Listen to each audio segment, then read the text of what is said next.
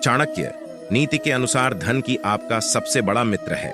ऐसे में अगर आप धन की देवी को अपना मित्र बना लें तो इससे जीवन कितना आसान हो जाएगा। लेकिन कैसे देवी लक्ष्मी बनेंगी आपकी दोस्त, आइए जानते हैं। दिवाली के दिन माता लक्ष्मी की इस कथा को पढ़ने के बाद ही पूजा को संपूर्ण माना जाता है। धन वैभव। लक्ष्मी की पूजा अर्चना युगों युगों से होती आ रही है। कहते हैं आर्थिक स्थिति अगर मजबूत करनी है तो माता लक्ष्मी का प्रसन्न करना जरूरी है। हम आपको माता लक्ष्मी और उनकी सहेली की एक पौराणिक कहानी बताने जा रहे हैं। क्या आप जानते हैं कि आप भी मां लक्ष्मी के दोस्त बन सकते हैं? भक्तों से ज्यादा वो अपने दोस्तों से प्रसन्न होती हैं और धन धान्य से उनका जीवन संपन्न कर देती है। अगर आपने अब तक दिन रात उनकी पूजा की है और आपको अभी तक कोई शुभ परिणाम नहीं मिले तो आप ये कहानी पढ़ें। इसी कहानी में ऐसा उपाय छिपा है जिससे आप सुख समृद्धि और धन कमा पाएंगे। लक्ष्मी माता की दोस्ती आपको बेड़ा पार कर देगी। कहते हैं जीवन में अच्छे दोस्त मिल जाएं तो आधी से ज्यादा परेशानियां यूं ही दूर हो जाती है। जीवन की आधी से ज्यादा परेशानियां धन से जुड़ी भी होती हैं। ऐसे में अगर आप माता लक्ष्मी से पक्की दोस्ती कर लेंगे तो आपके घर के भंडार कभी खाली नहीं होंगे।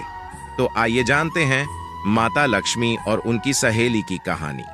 पौराणिक कथाओं में से एक है देवी लक्ष्मी और उनकी सहेली की कहानी। एक बार की बात है, दूर गांव में एक लड़की अपने पिता के साथ रहती थी। वो नियम पूर्वक हर रोज पीपल के पेड़ पर जल चढ़ाने जाती थी। उस लड़की से प्रसन्न देवी लक्ष्मी पीपल के पेड़ से प्रकट होती, उससे मिलती। ऐसे ही कुछ दिन गुजरते चले गए। एक दिन मां लक्ष्मी ने उससे पूछा कि क्या तुम मेरी दोस्त बनोगी? लड़की ने सोचा, पेड़ से निकलती माता लक्ष्मी भला मेरी सहेली क्यों बनना चाहती है? उसके मां लक्ष्मी से कहा कि मैं अपने पिता से पूछकर बताऊंगी। घर जाकर उस लड़की ने अपने पिता को सारी बात बताई। पिता ने कहा, भला कौन मां लक्ष्मी की सहेली नहीं बनना चाहेगा? उनकी कृपा से जीवन में उन्नति और तरक्की के मार्ग खुल जाते हैं। अगले दिन वो लड़की फिर पीपल पर जल चढ़ाने गई।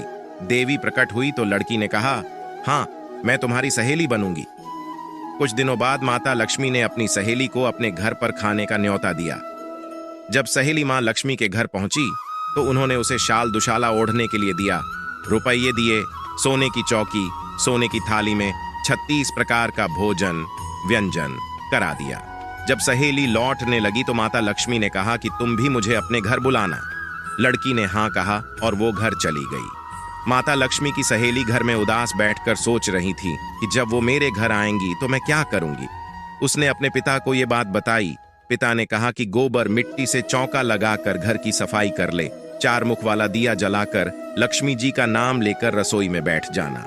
लड़की ने ऐसा ही किया। तभी अचानक एक चील रानी का 9 लखा हार लेकर उड़ रहा था। वो उसे लड़की के घर में गिरा दिया। लड़की ये देखकर प्रसन्न हो गई। वो सुनार के यहाँ गई और उसने दिल खोल माता लक्ष्मी के स्वागत की तैयारियां की। रसोई बनाने के बाद जब लड़की ने गणेश जी से मां लक्ष्मी को बुलाने का आग्रह किया तो आगे आगे गणेश जी और पीछे पीछे माता लक्ष्मी उसके घर आ गए। लड़की ने सहेली रूपी माता लक्ष्मी को सोने की चौकी पर बिठाया।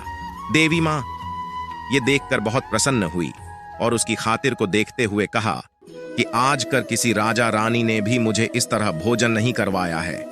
साहूकार की बेटी ने कहा, मैं अभी आ रही हूं, तुम यहीं बैठी रहना। और वह चली गई। लक्ष्मी जी गई नहीं और चौकी पर बैठी रहीं। उसको बहुत दौलत दी। हे लक्ष्मी जी, जैसा तुमने साहूकार की बेटी को दिया वैसा सबको देना। कहते सुनते हुंकारा भरते अपने सारे परिवार को दियो। पीहर में देना, ससुराल में देना, बेटे पोते को देना। है लक्ष्मी माता, सबका कष्ट दूर करना, दरिद्रता दूर करना, सबकी मनोकामना पूर्ण करना। ये माता लक्ष्मी की पौराणिक कथा बेहद प्रचलित है। मान्यता है कि दिवाली के दिन इस कथा को पढ़े बिना दिवाली की पूजा अधूरी रह जाती है। इस कथा को पढ़ने के बाद ही भगवान गणेश और माता लक्ष्मी जी की आरती करनी चाहिए। अगर हमारा वीडियो पसंद आए तो लाइक, शेयर और सब्सक्राइब जरूर करें। धन्यवाद।